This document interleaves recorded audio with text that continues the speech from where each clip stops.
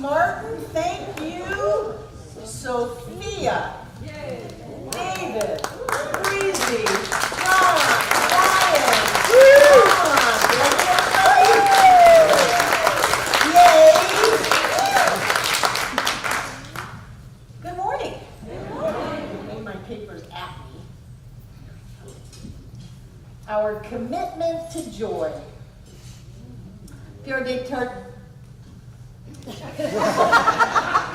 Pierre Teilhard de Chardin said that joy is the infallible sign of the presence of God. And Science of Mind teaches us that we are created out of joy and that our divine state is joy. Yay. And our spiritual job is to be happy. The Dalai Lama says our purpose in life is to be happy. That's what we do when we get up in the morning. Today is a happy day. Today is the best day ever. And I know that some people think that that's simplistic, because they've told me that in that word. But if we're not going to have a happy day, then what are we going to have? Picking and choosing from the buffet of life. If we're not going to have the best day ever, what are we going to do? Have the worst day ever? And if we don't choose to have a happy day or the best day, then what are we going to do? Just leave it up to race consciousness? Leave it up to our neighbors or the people that we live with or our dog to decide how our life is going to be? We're the only ones that get to decide that. No one can add anything to our happiness and our joy, and I'm probably going to use those interchangeably because that's the way they come out of my mouth. No one can add to our happiness and our joy, and no one can take away from it, no matter how it seems, no matter how many soap operas we were raised on, or how many times it felt like someone was taking away from our joy or our happiness. Our spiritual job is to let the joy come through us into our world and then overflow into the lives and the world of other people. That's what we're supposed to do. We're not supposed to be buying into the negativity, adding to the gossiping, the rumor mongering, the fear mongering, the criticizing and condemning of that which is going on around us. Our job, I'm going to say it again, our job is to be in joy. To be in joy, that's what we are supposed to be doing. We're supposed to be dancing in the aisles and having fun and laughing, big belly laughs, and having a great time in life. And yet I know that for me and for other people, that that's not always the case. And so I have to look at what our commitment is to joy. Do we even have a commitment to joy? Do we have a commitment to be happy no matter what? Do we have a commitment on our spiritual path to live and move and have our being in the joy of life? Because if we are spiritual beings, if God is all that there is, and if joy is the infallible sign of the presence of God, then joy had better be there in our lives, or we are not tuned in, tapped in, turned on, as Abraham would say, into the presence of the divine. And we're missing the boat of life. And so I want to look at our commitment to joy, because when I heard that Kate Spade transitioned this week, I barely heard it. Barely heard it. And it was by her own hand. But I tell you, when I heard that Anthony Bourdain went, it was like a kick in my gut. Because I love that man. He has taken me all over the world. He has shown me things and given me opinions that have broadened my horizons both territorially and spiritually. And I've watched him for years and years and years. And so it brought up in me this idea of what is our commitment to joy, and that it doesn't come from the outside, and nothing and no one can take it away from us, that it is always an inside job. Because I know that this community has been touched by people transitioning by their own hand. There are members of our center that have members of their immediate family that have gone that way. It's been a very difficult experience because somehow, even though life is eternal, and if we choose when we're born and when we exit, which I believe we do, if we choose that, then all death is suicide. Even though spiritually that may work, when it happens to someone that we know, there seems to be this wrongness about it, and this sense that it shouldn't have happened, except everything is always happening the way it should. Everyone's in their perfect and right place and doing exactly what they need to be doing, but it still brings conflict up in me about, is there something that could be done? And I know that no one can do anything for anyone else, so then it's got to be an inside job.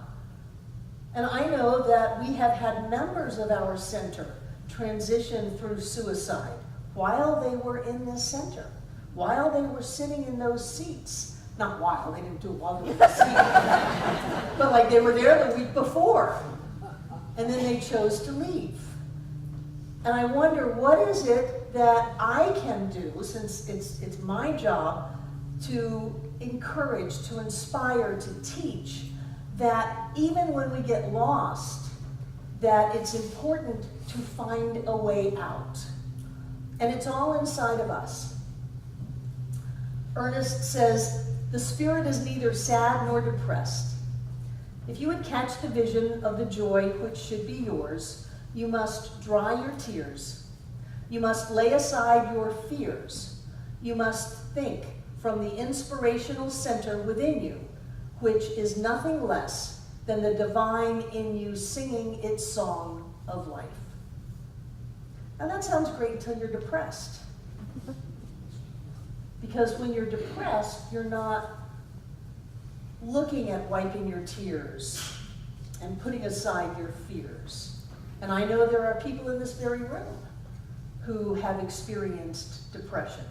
I have. And even though this is such a great teaching, and even though I stake my life on this teaching, I was an active religious science minister and got into such a state that I felt there was no way out, that I was in a closet with a gun in my mouth. And I just figured that was the only thing that I could do at that moment, was to blow my brains out. Even though I knew that God is all that there is, that I'm a powerful, creative, spiritual being alive and well on planet Earth, that the entire universe supports me, and all I need to do is get a hold of my state, get a hold of my thought, get a hold of my words, and everything could change. I couldn't seem to do it.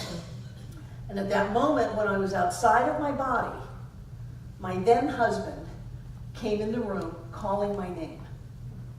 There's only one mind. Everybody knows everything. And I took the pistol and I put it back up on the shelf in the closet and came out, and he said, "What are you doing?" And I said, "Nothing." And that was the end of that conversation. It was not the end of depression. It was not the end of hopelessness and helplessness. It was the end of the conversation. And I wonder, what is it inside of us that we can tap into when we go down that path that keeps us from sliding all the way down? I know that there are times in all of our lives when either in the past things have looked hopeless, or sometimes in our present moments things look hopeless. And I wonder, what is inside of us that we can grab hold of and have it lift us up? But the thing is that we are not islands unto ourselves. We are all connected.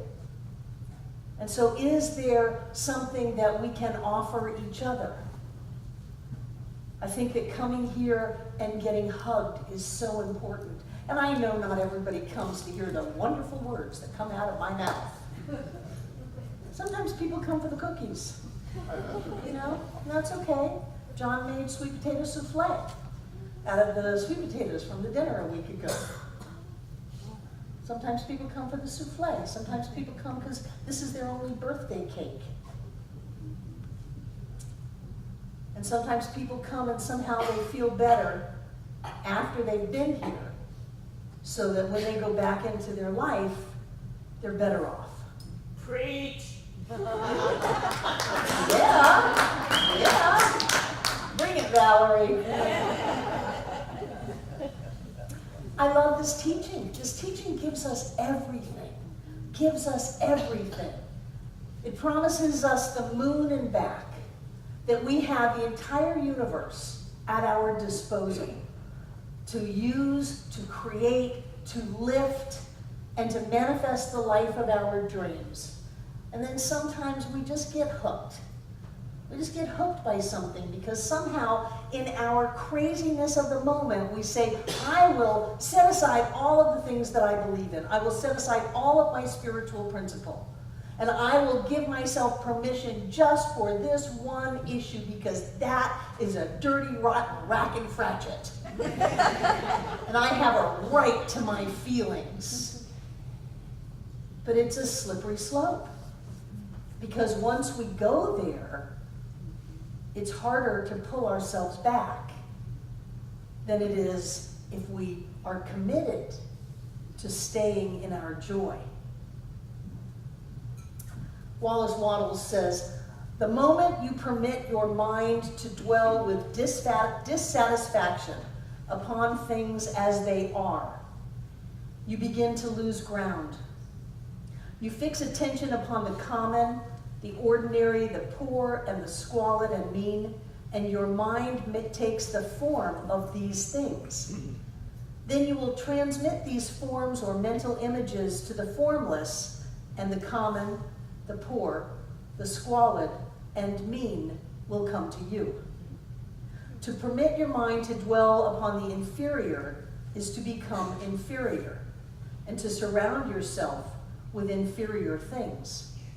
On the other hand, to fix your attention on the best is to surround yourself with the best and to become the best. As soon as we go to the dark side, Yoda, fear is the path to the dark side. Fear leads to anger, anger leads to hate, hate leads to suffering. As soon as we go to the dark side, we get hooked. And it's harder to pull yourself out from a slide down than it is to maintain your balance steady on your own 2 feet. And so I think that a commitment to joy, a commitment to fun, a commitment to laughter, a commitment to happiness is critical for us to be the powerful, creative, spiritual beings that we are meant here to be. If I had pulled that trigger and my finger was moving, I had left my body already. It was God that saved me. If I had pulled that trigger, we would never be here. I would have bailed on what I believe is a soul contract to you, to do the work of creating this center and spreading these teachings so that thousands and thousands and thousands of people can pull themselves out or keep their balance. I don't know why other people do it. I don't know why people who sat in my classes did it. People who sat in my classes did it. I don't know why I did it, other than I just really felt there was no other choice. And yet we live in an infinite universe where there's an infinite number of choices, and that we are supported in every one of those choices. We can choose whatever we want, and then we get to live that. This is my process today. This is my questioning inside of me. How clear am I?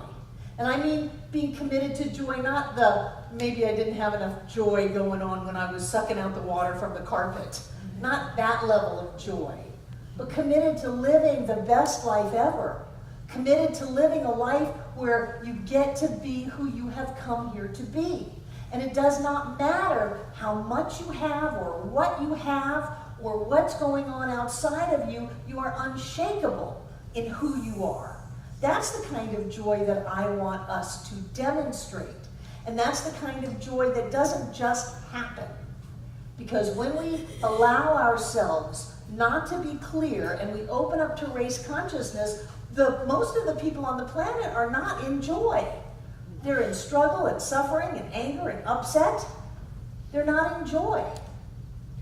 It is on us to be vigilant and to keep ourselves clear about who we are.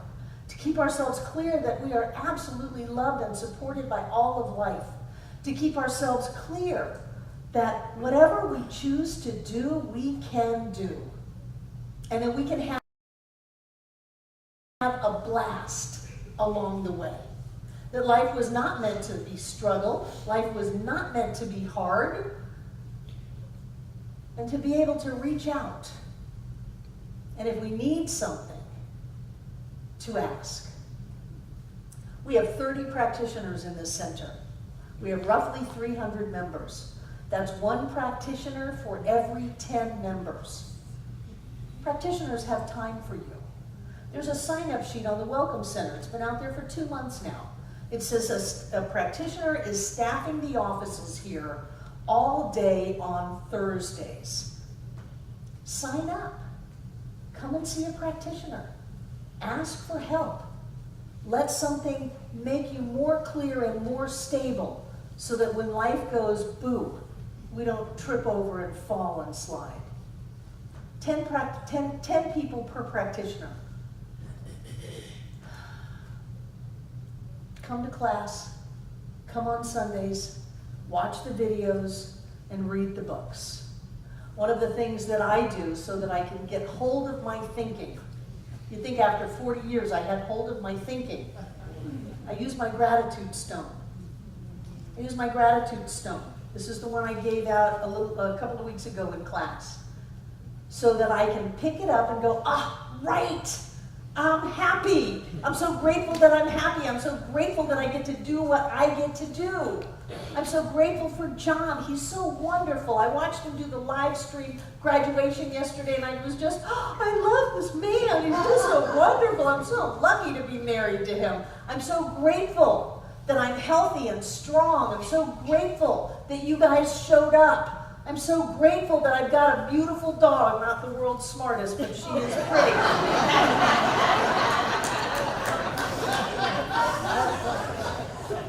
I'm so grateful that I live in Asheville, North Carolina. Yeah, I'm so grateful. I'm so grateful, I'm so grateful, I'm so grateful because I am committed to joy. I am not committed to suffering. What are your choices? Well, would you like to commit to suffer today? Oh, I think I'll commit to suffer today. I'll go out of my way. I'll set everything up so that I can suffer today. That's stupid. We commit to joy. And then you get the little voice that comes in your head and says, well, my goodness, aren't you big for your britches? My goodness, do you think you really should be happy? Do you think you deserve to be happy? What have you done to be happy? Have you paid for your happiness? That's a crock. We are created out of joy. One of the verities of spirit is joy. We are made out of the essence of the divine as us. We're made out of joy. We're beings of joy. Where's your joy? Where's your joy? You know, it's like that comedian, where's your sign? Here's your sign. Here's your joy. Here's your joy. Except nobody's got your joy but you. Nobody can dig a hole and jump in it but you. Nobody can get yourself out but you. How committed are you to really living the life of your dreams? To being happy no matter what? These two people, by all outward signs, they were very successful. Very successful. When you don't have success, it looks like success is the answer. It's like when you don't have money, it looks like money is the answer. Then you get money, realize it's not the answer, but you got to get the money so you don't know, so that you know that. Who are you? Who are you? Who are you? God informed. Thank you. Thank you. God informed. When Francis Leahy was here, he loved to give people this book. It's called This Thing Called You. And this book tells you who you are.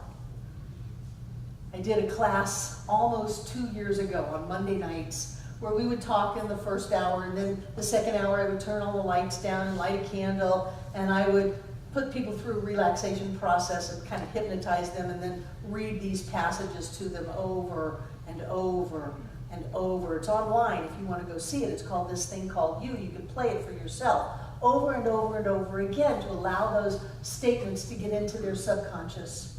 And I believe deep, deep healing occurred during that class. And I want to do that just a little bit today. Because when we know who we are, when we know whose we are, then we get to live the life that we are supposed to live. And I believe that that life is not only a life of health and wholeness and prosperity, it's a life of joy. It's a life where things unfold easily for us, and we get to move forward, feeling solid and stable. So I want to do this a little bit today. You up for it? Yes. Anthony, can you lower the house lights a little bit? Go ahead, take them on down. We'll leave the stage lights on for the camera. So take a deep breath and close your eyes. You can put your feet on the floor, your hands, loosen them up. And very quickly, simply start at the top of your head. Focus on where the hair or where it used to come out of comes out of your scalp. And relax. And let your awareness go around your whole head, your face, your tongue, your throat, your mouth, and just relax. Relax your shoulders and your back, your arms, elbows, forearms, and hands. And take a minute and focus on your hands with a little gratitude for all that they do, all the intricate things they do for you. Tell them thank you for being such good hands. And then relax your chest, your stomach, all of your internal organs, your digestive tract, your belly, your abdomen, your derriere. Down your legs, relax your thighs, your knees, your calves, your ankles, and your feet. Let the chair hold you, and let the floor hold the chair, and let the earth hold the floor. You are safe, and you are loved, and just relax.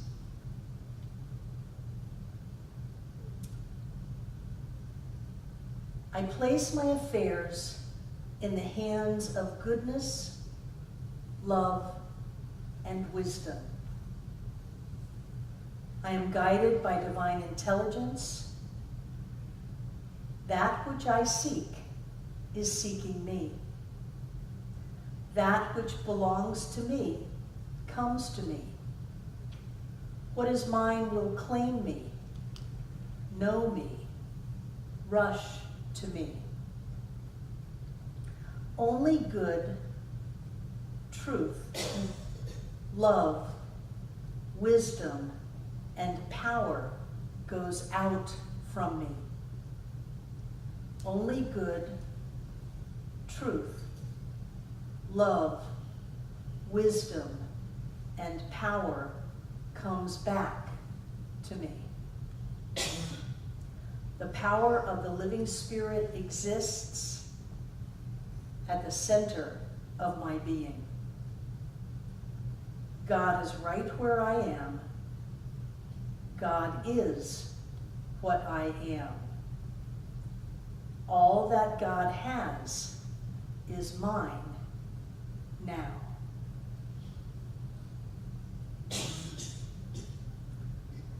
place my affairs in the hands of goodness, love, and wisdom.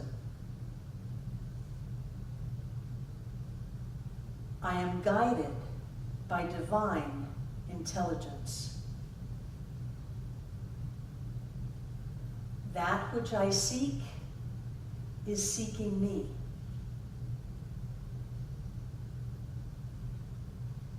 That which belongs to me comes to me. What is mine will claim me,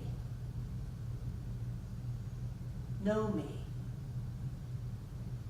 rush to me.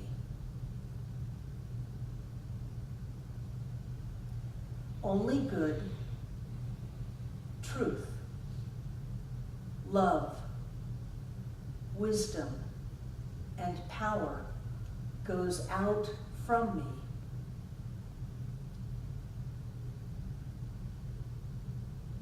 Only good, truth, love, wisdom, and power comes back to me.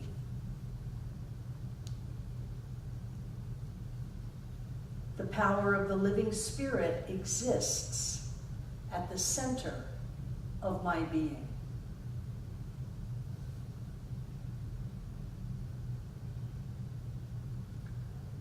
God is right where I am. God is what I am. All that God has is mine now.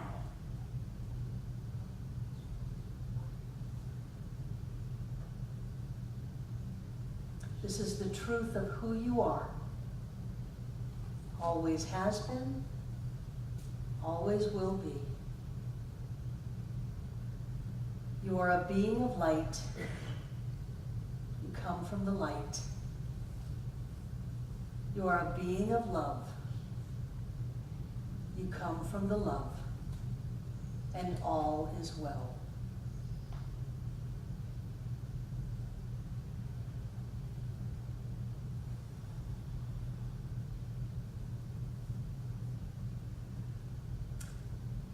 And slowly bring your focus back into this room,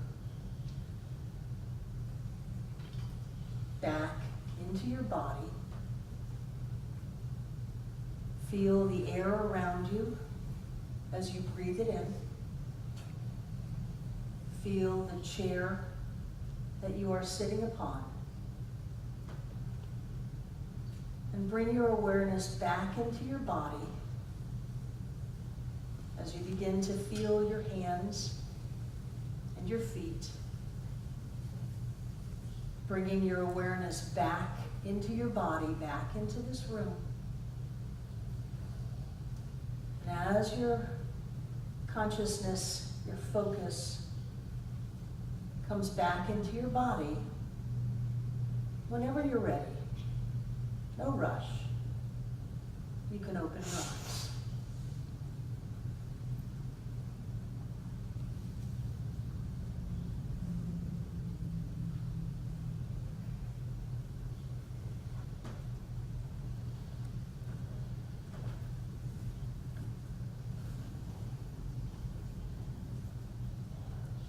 Breathing back into your body, back into your body, or waking up, either way. Back into your body. And Anthony, this is going to be the tricky part. You're just going to bring the lights up a little bit. Don't crank them up to where they were.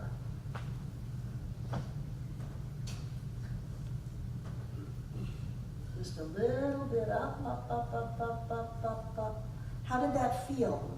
Wow. To be committed to joy means that you give yourself that which you need to be joyous.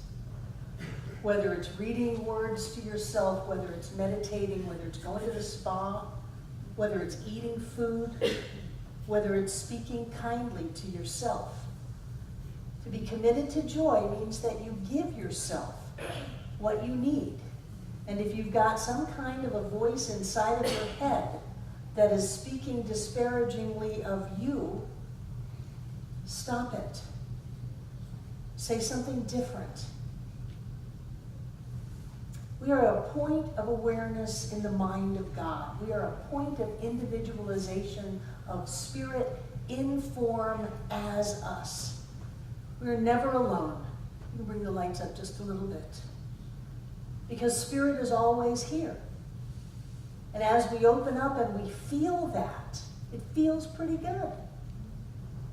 This is something that you can use to check yourself out. If you feel bad, you're doing it wrong. If you feel good, you're doing it right. Whatever it is doesn't matter.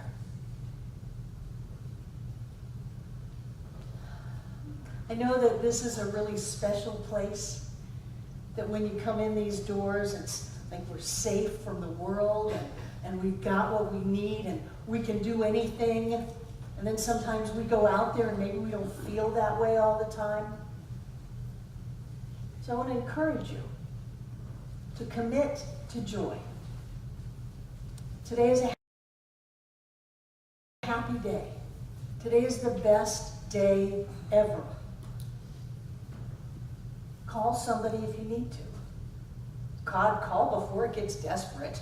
Geez, I don't want to hear it that you're, in lockdown or something. Call early. Pray early, late, and often. Remind yourself of who you are. It's not bad or wrong. It just doesn't really help you to go down that slippery slope.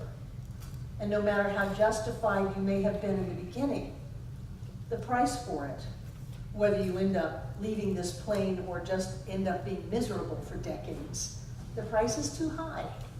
It's too high just to be right and make them wrong, just to feel helpless and hopeless and make someone else true about you. So this was different, but I just want to say that we have the best teaching in the world, and we have to use it. We have to use it all the time, because these things can slip up. And if you find that they have slipped up, for God's sake, ask for help. And let someone remind you that you are amazing, that you are magnificent, that you are a being of light, you are a being of love. You are all of the glory of God itself, showing up in form as you. And whatever it is that you have made believe is real in your life, that has all the power over you, it is not true. It is absolutely not true. You have the power in your life. You are the captain of your ship. You determine your destiny, and you can do anything. And so it is.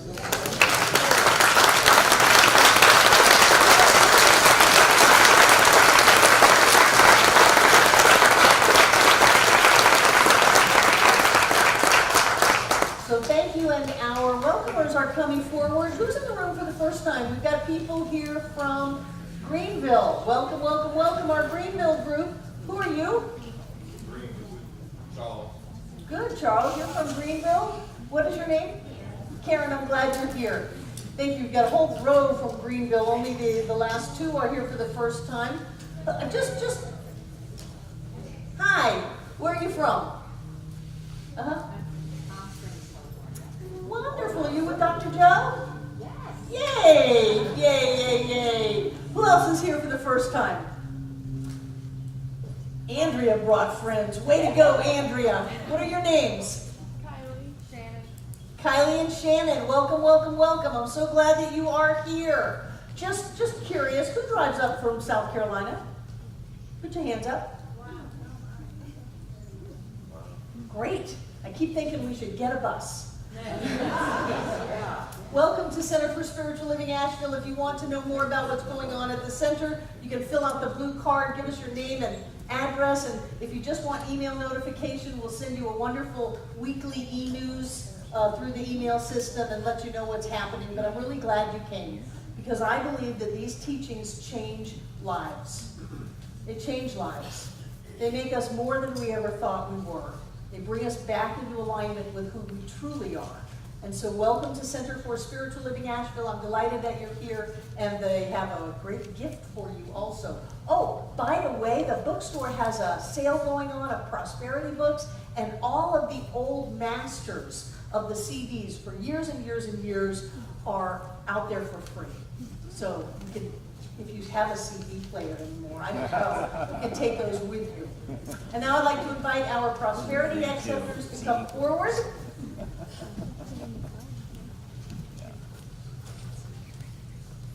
I want to thank those of you who give in so many different ways. There's the donation station out there, there's PayPal, there's checks from your bank, there's the auto giving program.